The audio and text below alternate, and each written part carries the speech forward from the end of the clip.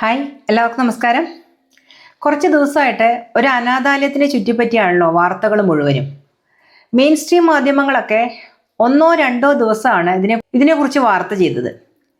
Social മീഡിയയിലാണ് ഈ ചർച്ച കൂടുതലും നടക്കുന്നത്. കുറേ അധികം ആളുകൾ ഈ സ്ഥാപനത്തെക്കുറിച്ചും ഈ സ്ഥാപനം നടത്തിപ്പുകാരായിട്ടുള്ള ഭാര്യയും ഭർത്താവിനെയും കുറിച്ചും അവരുടെ മകനെക്കുറിച്ചും മകൻ കല്യാണം കഴിച്ച അവിടുത്തെ തന്നെ അന്തേവാസിയായ പെൺകുട്ടിയെക്കുറിച്ചും ഒക്കെ ഓരോ തരത്തിലുള്ള ചർച്ചകൾ നടത്തുന്നുണ്ട്. ഒരുപാട് പ്രശ്നങ്ങൾ ആ അനാഥാലയത്തിൽ നടന്നിരുന്നു എന്നാണ് പലരും ഇപ്പോൾ വീഡിയോയിലൂടെ പറയുന്നത്. പല അനാഥാലയങ്ങളിലും ഇത്തരത്തിലുള്ള പല പ്രശ്നങ്ങളും മുൻപും ഉണ്ടായിട്ടുണ്ട്. ഈ അനാഥാലയങ്ങളുടെയൊക്കെ മാനദണ്ഡം എന്താണെന്ന് ഇപ്പോഴും നമുക്കൊന്നും അറിയില്ല. കാരണം ഇതുപോലെയുള്ള ചാരിറ്റബിൾ ട്രസ്റ്റുകളും അനാഥാലയങ്ങളും ഒക്കെ കൂണുകൾ പോലെയാണ് മുളച്ചു പൊന്തുന്നത്. അപ്പോൾ വൃദ്ധരുടേതായിക്കോട്ടെ, ഡിസബിലിറ്റി ഉള്ള ആളുകളുടേതായിക്കോട്ടെ, അല്ല പെൺകുട്ടികളുടേതായിക്കോട്ടെ, അനാഥ ബാല്യങ്ങളുടേതായിക്കോട്ടെ, അങ്ങനെ ഏത് തരത്തിൽ നോക്കിയാലും എവിടെ നോക്കിയാലും ഒരുപാട് ഇത്തരത്തിലുള്ള സ്ഥാപനങ്ങൾ നമുക്ക് കാണാൻ കഴിയും. ഇതിനെന്താണ് മാനദണ്ഡം എന്ന് ചോദിച്ചാൽ അത് നമുക്കറിയില്ല. സാധാരണക്കാരായിട്ടുള്ള ആളുകൾക്ക് അറിയില്ല. ഉന്നതിയിലിരിക്കുന്ന ആളുകൾക്ക് അറിയുമോ, അവരതിന് വേണ്ട നടപടികൾ സ്വീകരിക്കുന്നുണ്ടോ, കറക്റ്റായ വ്യക്തിത്വങ്ങളാണോ ഈ അനാഥാലയങ്ങളൊക്കെ നടത്തുന്നത്, ഇവർക്ക് എന്തെങ്കിലും ക്രിമിനൽ പശ്ചാത്തലം ഉണ്ടോ, ഇവരെന്തെങ്കിലും ഇതിൽ നിന്ന് മുതലെടുപ്പ് നടത്താൻ വേണ്ടിയാണോ ഇത്തരത്തിലൊരു സ്ഥാപനം നടത്താൻ ഇറങ്ങി പുറപ്പെട്ടത് എന്നൊന്നും ഈ അധികാരികൾ അന്വേഷിക്കുന്നില്ലേ എന്നാണ് ഇതിലൂടെ നമ്മൾ ചോദിക്കേണ്ടത്. അല്ലാതെ കുറേ പ്രത്യാരോപണങ്ങൾ ഉന്നയിച്ചത് കൊണ്ട് കാര്യമില്ല. അവിടെ താമസിച്ചിരുന്ന പല അന്തേവാസികൾക്കും പല പ്രശ്നങ്ങൾ ഉണ്ടായിട്ടുണ്ട്. അവിടെ താമസിച്ചിരുന്ന ആ പെൺകുട്ടി വിവാഹത്തിന് മുൻപേ ഗർഭിണിയായിരുന്നു, അതുകൊണ്ടാണ് ആ പെൺകുട്ടിയെ ആ പയ്യനെ വിവാഹം കഴിക്കേണ്ടി വന്നത് എന്ന തരത്തിലൊക്കെ വാർത്ത വരുന്നുണ്ട്. അതിൻ്റെ സത്യാവസ്ഥ എന്താണെന്ന് നമുക്കറിയില്ല. കാരണം ആ കുട്ടി മെച്ചോർഡ് ആയിട്ടല്ല പ്രസവിച്ചത്, പ്രിമച്വർ ബേബീനെയാണ് പ്രസവിച്ചത് എന്ന് ആണ് ആദ്യമൊക്കെ അറിഞ്ഞത്. ഇപ്പോൾ പറയുന്നു അത് പ്രിമച്വർ ബേബി അല്ല, പൂർണ്ണ വളർച്ചയെത്തിയ ബേബിയാണ്. അപ്പോൾ ആ കുട്ടി 17 വയസ്സിൽ തന്നെ പ്രഗ്നന്റ് ആയിരുന്നു, 18 വയസ്സ് തികയുന്നതിന് മുന്നേ തന്നെ പ്രഗ്നന്റ് ആയിരുന്നു. അങ്ങനെയാണെങ്കിൽ ഇയാൾക്കെതിരെ ഒരു പോക്സോ കേസ് വരാൻ സാധ്യതയുണ്ടെന്ന് മനസ്സിലാക്കിയിട്ട് ഇദ്ദേഹം കല്യാണം കഴിച്ചതാണ് എന്നാണ് പറയുന്നത്. ഒരു നിവൃത്തിയില്ലാത്ത ഘട്ടത്തിൽ അപ്പോൾ അവിടെയുള്ള ബാക്കി പെൺകുട്ടികളുടെ ഒക്കെ സുരക്ഷയെക്കുറിച്ചൊരു ആശങ്ക പൊതുജനത്തിൽ ഉണ്ടാവുക സ്വാഭാവികമാണ്. അതിനെ തുടർന്നിട്ടാണ് ഇത്രയും കോലാഹലം ഉണ്ടായിരിക്കുന്നത്. കാരണം മറ്റു പെൺകുട്ടികൾ അവിടെ കഴിയുന്നുണ്ട്. നാളെ അവരുടെ ഭാവി എന്താവും, ഇത്തരത്തിലൊരു അവിടെ നടന്ന സ്ഥിതിക്ക് ഇനി അവരുടെ ഭാവി എന്താവും, അവർക്ക് ഇതുപോലെ എന്തെങ്കിലും ദുരനുഭവങ്ങൾ ഉണ്ടായിട്ടുണ്ടോ അല്ലെങ്കിൽ മറ്റുള്ളവർക്ക് ഉണ്ടായിട്ടുണ്ടോ എന്ന ഒരു തരത്തിലേക്ക് ചോദ്യം വളർന്നത് അങ്ങനെയാണെന്നാണ് ഞാൻ മനസ്സിലാക്കിയത്.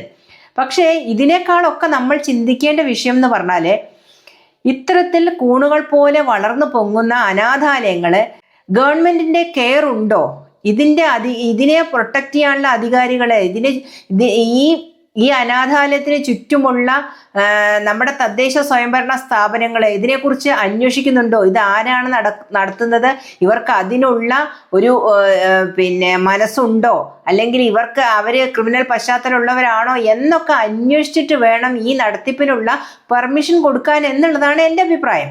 പക്ഷെ അങ്ങനെയുള്ള കാര്യങ്ങളൊക്കെ നടക്കുന്നുണ്ടോ, പ്രോപ്പർ ആയിട്ടാണോ ഈ അനാഥാലയങ്ങളൊക്കെ നടന്നു പോകുന്നത്, അതോ ആർക്കെങ്കിലുമൊക്കെ എന്തെങ്കിലുമൊക്കെ കൈക്കൂലിയൊക്കെ കൊടുത്ത് ഇല്ലീഗലായിട്ട് ഈ നടത്തിപ്പിനുള്ള പെർമിഷൻ വാങ്ങിയെടുക്കുകയാണോ എന്നൊക്കെ ഒന്ന് അന്വേഷിക്കേണ്ടതുണ്ട്. കാരണം ഈ പറയുന്ന അനാഥാലയ നടത്തിപ്പുകാരിയും ഭർത്താവിനെയും കുറിച്ച് ഇപ്പോൾ പുറത്തു വന്നുകൊണ്ടിരിക്കുന്ന വാർത്തകൾ എന്ന് പറഞ്ഞാൽ വളരെ മോശമായിട്ടുള്ള തരത്തിലുള്ള വാർത്തകളാണ്. അവരുടെ ഒരു ജീവനോപാധിയും ജീവിത മാർഗവുമാണ് ഈ അനാഥാലയത്തിലൂടെ അവർ മുന്നോട്ട് വെക്കുന്നത് എന്നാണ് നമുക്കിപ്പോൾ മനസ്സിലാക്കാൻ കഴിയുന്നത്. അല്ലാതെ കുറേ അധികം പാവപ്പെട്ടവരെ സഹായിക്കാനായിട്ടോ അവരുടെ ജീവിതം നന്നാക്കാനായിട്ടോ അവർക്കൊരു ഷെൽട്ടർ കൊടുക്കാനായിട്ടോ അല്ല ഇവരിത് തുടങ്ങിയത്. ഇവരുടെ ജീവിതം മെച്ചപ്പെടുത്താനായിട്ടാണ് എന്ന തരത്തിലൊക്കെ ഒരുപാട് വാർത്തകൾ വരുന്നുണ്ട്. നമുക്കറിയാം പല ചാരിറ്റബിൾ ട്രസ്റ്റിന്റെയും പുറകിൽ നടക്കുന്നത് ഇതുപോലുള്ള തട്ടിപ്പും വെട്ടിപ്പും ഒക്കെ തന്നെയാണ്. അവർക്ക് സാമ്പത്തിക ലാഭം ഉണ്ടാക്കാനും അവർക്ക് എന്തെങ്കിലുമൊക്കെ മറയ്ക്കാനും എന്തെങ്കിലുമൊക്കെ തട്ടിപ്പുകൾ നടത്താനും ഒക്കെ വേണ്ടിയിട്ടാണ് ഇത്തരത്തിലുള്ള ചാരിറ്റബിൾ ട്രസ്റ്റ് കൊണ്ട് മിക്ക ആളുകളും വരുന്നത്. നമ്മൾ പല തവണ ഇതുപോലുള്ള വാർത്തകൾ പലപ്പോഴും കേട്ടിട്ടുണ്ട്.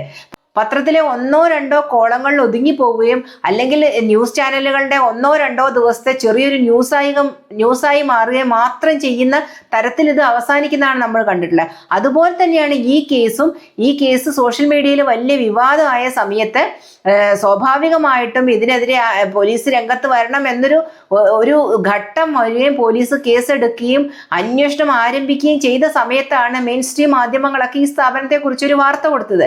അതുവരെ ഇങ്ങനെ ഇങ്ങനൊരു സംഭവം നടന്നിട്ട് എന്താണ് ഏതാണെന്ന് ഇവർ ആരും അന്വേഷിച്ചിട്ടില്ല. നമുക്കറിയാം, ഒരു അടിപിടി കേസ് ഉണ്ടായാൽ പോലും അവിടെ ഓടിയെത്തുന്ന നമ്മുടെ ചാനലുകള് ഇത്തരത്തിലൊരു അനാഥാലയത്തിലൊരു സംഭവം നടന്നിട്ട്, അതും വളരെ ഗൗരവതരമായിട്ടുള്ള ഒരു സംഭവം നടന്നിട്ട് അവിടെ ചെല്ലുക, അതിനെക്കുറിച്ച് അന്വേഷിക്കുകയോ ഒന്നും ചെയ്തില്ല എന്നുള്ളത് അതിശയിപ്പിക്കുന്ന കാര്യമാണ്.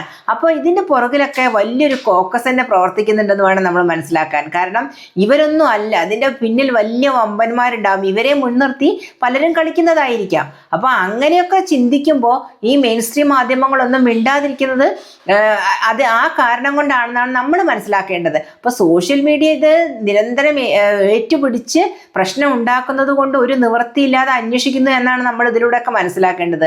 എന്ത് തന്നെയായാലും കുറെ പാവങ്ങളുടെ ജീവിതം വെച്ചിട്ട് മറ്റുള്ളവരെ ജീവിക്കുന്നതിനോട് ഒട്ടും യോജിക്കാൻ കഴിയില്ല. ഇത്തരത്തിലുള്ള സ്ഥാപനങ്ങളെ ഒരു തരത്തിലും വളരാൻ അനുവദിക്കരുത്. കാരണം ഇത് ഇന്നിങ്ങനെ ചെയ്തു കഴിഞ്ഞാൽ നാളെ വേറൊരാളും ഇതേ റൂട്ടിലൂടെ കാര്യങ്ങൾ മുന്നോട്ട് കൊണ്ടുപോകും. ഇതൊരു തൊഴിലാക്കി മാറ്റുന്ന ആൾക്കാരുണ്ട്, അതിന് സമ്മതിക്കരുത്. അതിനുള്ള ഒരു കടിഞ്ഞാൺ നമ്മുടെ സർക്കാരിൻ്റെ കയ്യിൽ ഉണ്ടാവണം ഇത്തരക്കാരെ നിയന്ത്രിക്കാൻ വേണ്ടിയിട്ട്. അതിനുള്ളൊരു നിയമ സംവിധാനം ഉണ്ടാക്കണം. കാരണം കൂണുപോലെ വളർന്നു വരുന്ന അനാഥാലയങ്ങളെ ഒട്ടും പ്രോത്സാഹിപ്പിക്കരുത്. അത് പിന്നെ പലരുടെയും ജീവിതമാർഗമായി മാറ്റാനുള്ള അവസരവും നമ്മൾ ഒരുക്കി കൊടുക്കരുത്. അപ്പോൾ കുറേ പാവങ്ങളെ മുൻനിർത്തി ഇവർക്കൊക്കെ ജീവിക്കാം, ആഡംബരമായിട്ട് ജീവിക്കാം എന്നൊക്കെ ചിന്തിക്കുന്നത് തെറ്റാണെന്ന് മനസ്സിലാക്കി കൊടുക്കാനുള്ള ഒരു അവസരമാണ് ഇപ്പോൾ ഇതിലൂടെ നമ്മുടെ ഗവൺമെന്റിന് കൈവന്നിരിക്കുന്നത്, നമ്മുടെ അധികാരികൾക്ക് കൈവന്നിരിക്കുന്നത്. അപ്പോൾ അതുകൊണ്ട് തന്നെ പ്രോപ്പറായിട്ടുള്ള വെയിലല്ല ഈ സ്ഥാപനം നടന്നു പോകുന്ന. ഇവിടെ പല പ്രശ്നങ്ങളും ഈ പറയുന്നത് പോലെയൊക്കെ ഉണ്ടെങ്കിൽ ആ സ്ഥാപനം എത്രയും പെട്ടെന്ന് അടച്ചുപൂട്ടിയിട്ട് അവിടെയുള്ള അന്തേവാസികളൊക്കെ രക്ഷിക്കണം എന്ന് തന്നെയാണ് എൻ്റെ അഭിപ്രായം.